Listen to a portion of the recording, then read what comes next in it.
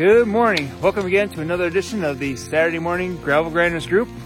We've been getting quite a few questions and texts over the past few weeks about, is this group right for me? What can I expect? And am I going to hold anybody up? And the truth of the matter is, no, you're not. This ride is great for beginners, intermediates, and experts. Just ask legendary Mike Jones. He'll tell you that it doesn't matter how fast you ride up these hills or hit the course, we're all climbing the same hills together, and you're going to get an amazing workout. Typically, these are no drop rides, and if you feel like you're going to get left behind, perhaps invite somebody of a similar speed or like mine to join you. And again, like I said, this group is good for anybody.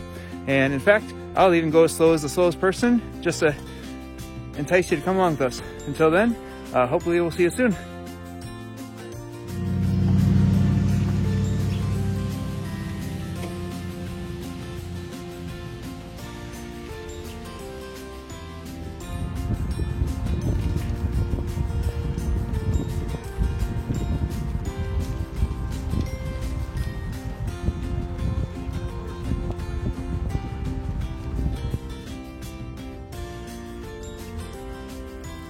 Let the coffee out.